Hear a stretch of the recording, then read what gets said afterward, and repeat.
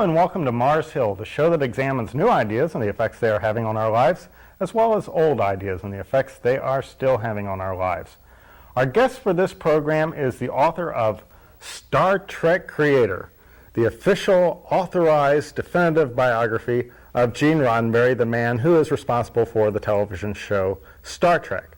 The writer of this book is David Alexander. And David, I'd like to start out by asking a question concerning this book, actually more toward the writing of this book. For instance, many writers, when they are approaching a subject, particularly somebody who has been an icon for many people for many years, find themselves having to talk to members of the family, having to beat the doors down to talk to friends who knew this particular person, going into the libraries. But you had an advantage because Gene Roddenberry, while he was alive, specifically targeted you and made you his official biographer. And you knew him, so that kind of gave you almost an advantage over other writers in approaching the subject of Gene Roddenberry, Star Trek Creator. I'm wondering if you could tell me when you first met Gene Roddenberry. Well, I first met Gene back in 1976 at a Star Trek convention, the only one I'd ever gone to, over at the Los Angeles Airport Marriott Hotel. I was kind of curious. I wasn't a Trekkie, and now known as Trekkers. I just walked in, looked around, and there was the big guy. I recognized him, walked over, and said, "Can I buy you a drink?" Introduced myself. He says, "Sure." Oh. We had a talk. We talked for 20 minutes or so. No one bothered us. He was quite approachable, affable, friendly. Star Trek was just beginning its climb into international status at that time. Got along well with him, thanked him for an interesting conversation, and left. I ran into him again in early 1990 down in Florida at a humanist conference that I was at, where I was being named editor of a magazine, and he walked right in front of me at the conference, and I, "Gene, hey!" Reintroduced myself to him, told him where we had met, and he very kindly said, "I think I remember that." I did not believe that he could at that point. I just thought he was being nice, but later on in my research, I came to the conclusion that he probably did remember. He had one of those strange trick memories that could remember everything that he saw or heard or read. I asked him for an interview for the magazine, and he said, "Well, who'll do it?" And I said, "Me." And he said, "Fine." And we just went forward from there. We became friends over the course of the 6 months that I took to do the interview. We have similar philosophical backgrounds. He trusted me and trusted me to tell his story accurately and without sensation, and I believe I have. Yes.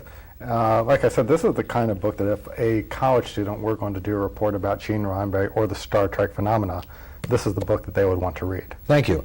It has the only real accurate story of the development of Star Trek, where Gene's ideas came from, how some of the characters were developed, the casting, and the chronology for getting it on the air.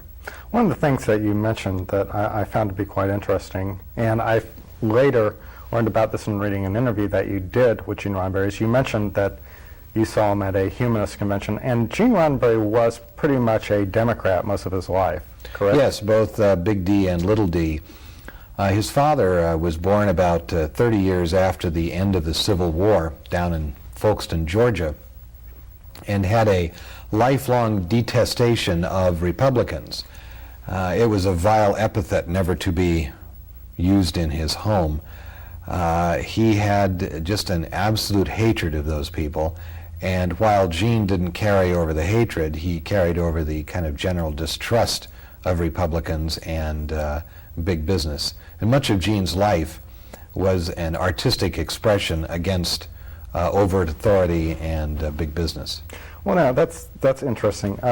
In looking at the stories of Gene's father back in the days of the Depression, I'm getting the feeling of a man who, I don't know if lifting himself up by his own bootstraps would necessarily be a good word for it, but we're talking about a man who was on the police force, the LAPD, correct? Yes, that's correct. His father was a Los Angeles policeman. And he did. And a rare thing in those days, because he was an honest cop.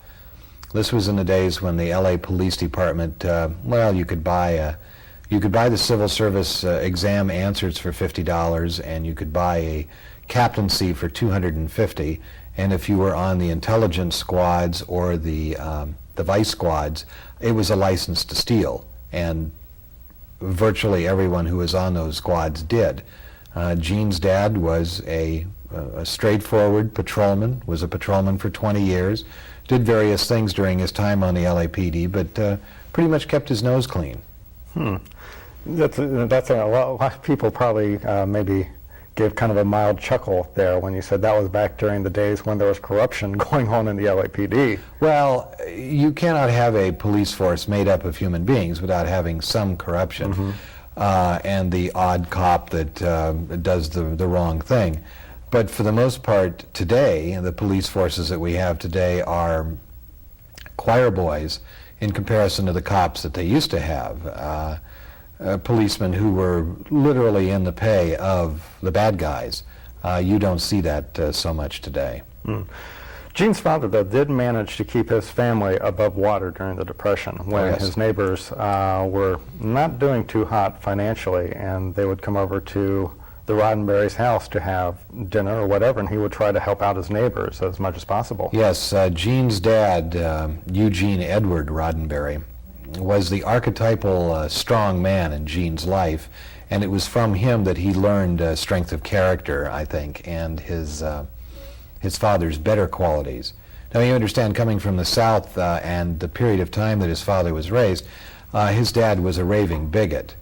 African Americans were niggers and Jews were kikes and were regularly referenced as such in the Roddenberry home.